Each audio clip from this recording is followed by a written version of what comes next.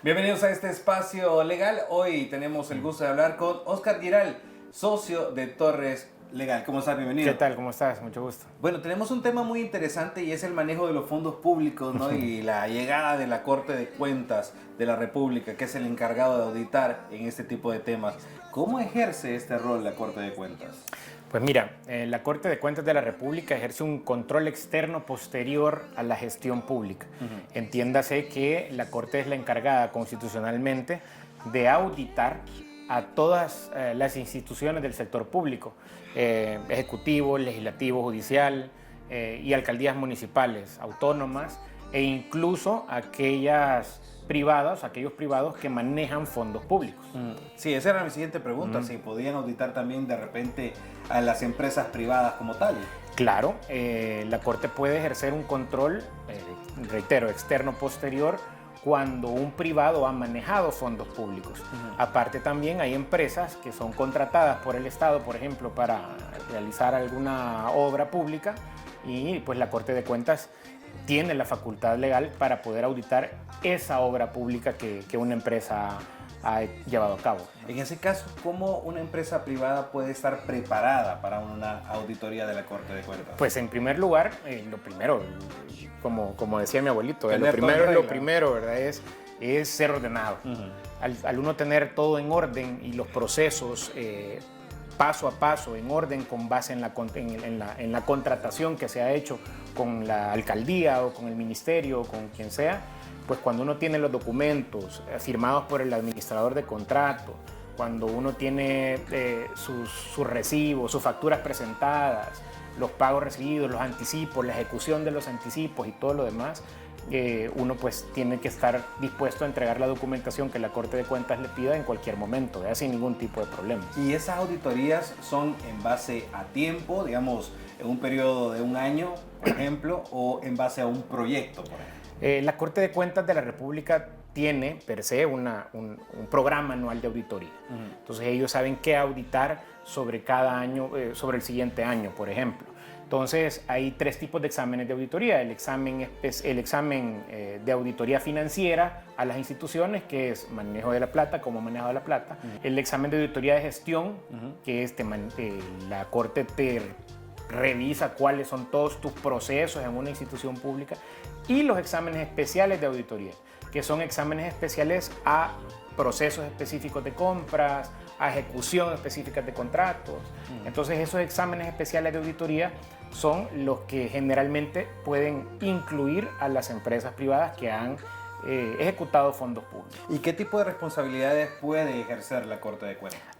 Hay dos tipos de responsabilidades que determina la Corte de Cuentas: la responsabilidad administrativa y la responsabilidad patrimonial. La responsabilidad administrativa es exclusiva para los funcionarios.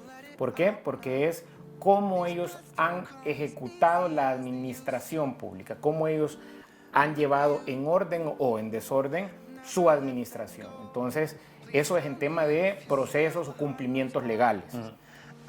La responsabilidad patrimonial es cuando existe detrimento en la hacienda pública. ¿Eso qué significa? Cuando no se encuentra qué se ha hecho con el dinero. Entonces, cuando no puedes justificar a dónde está la plata que se te ha entregado o a dónde está la plata ejecutada en un presupuesto X. Entonces, la responsabilidad patrimonial también puede, y eso es de la bolsa propia del funcionario, como persona natural, ¿verdad? No. Y eso es lo que pasa cuando hay inconsistencias dentro de una auditoría de la Corte de Cuentas. ¿Qué pasa? ¿Cuál es el siguiente paso en este caso? sea, se realiza un examen de auditoría y en ese ir y venir de notas que entre los auditores damos respuestas, los auditores nos preguntan, nosotros respondemos. Existe un borrador de informe de auditoría que es: miren, estos son los resultados preliminares de esta auditoría, son tantos hallazgos, ¿ok? Esa es la última oportunidad que uno tiene para poder demostrarle a los auditores de la Corte que se ha cumplido procesos o se ha ejecutado bien los fondos públicos. Y al final se cierra con un informe final de auditoría. Ese informe final de auditoría es el documento que determina cuáles han sido los hallazgos de la auditoría que ha llevado en curso. ¿Esto podría incurrir en un juicio con la Corte de Cuentas? De hecho, el informe final de auditoría es prácticamente el documento que trasladan a las cámaras de cuentas para que inicie un juicio de cuentas. Y pues ahí van a determinar responsabilidades patrimoniales o administrativas las cámaras de cuentas de la Corte. ¿Cómo es un juicio de cuentas? Brevemente, pues el juicio de cuentas empieza con la elaboración del pliego de reparos, que es el equivalente a una demanda, que el pliego de reparos ahí se hace constar, los jueces de cuentas hacen constar pues todos los reparos, ya no son hallazgos, sino que se convierten en reparos, en los cuales notifican a los funcionarios actuantes o terceros responsables de que existe un reparo en su contra y que tiene 15 días hábiles para mostrarse parte y decir que ese reparo, pues, dar sus argumentos en cuanto a, para de defensa para ese reparo, ¿verdad? Luego, pues, uno se muestra parte, presenta sus argumentos, presenta la documentación probatoria respectiva y al final se solicita si uno pide compulsas o cualquier diligencia a los jueces de cuentas, pues se hacen inspecciones, etcétera, etcétera, etcétera.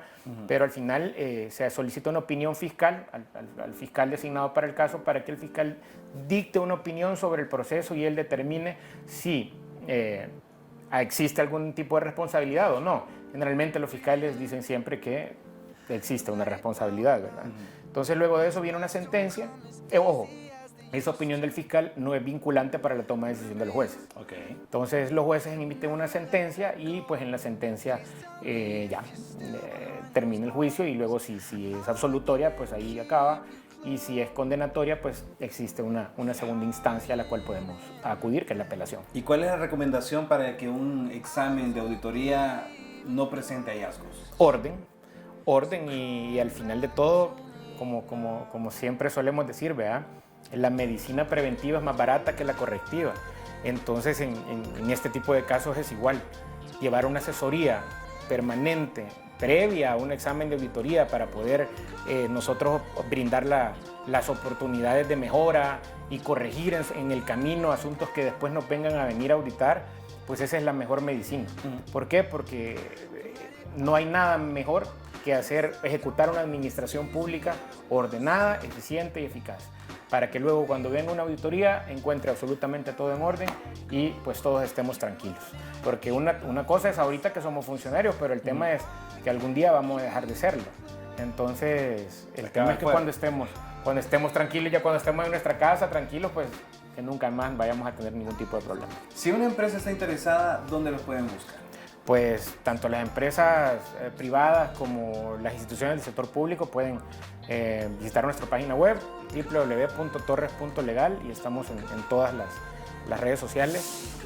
Estamos pues dispuestos a poderles ayudar, a colaborar en todo el ordenamiento de todos sus procesos y sobre todo pues a que su gestión, su trabajo y su orden le lleve a tener la paz que necesita un funcionario para ejecutar su trabajo y realizarlo de la mejor manera posible. Oscar, muchas gracias. Gracias a ti. Nosotros nos vemos en la próxima en más de este Espacio Legal.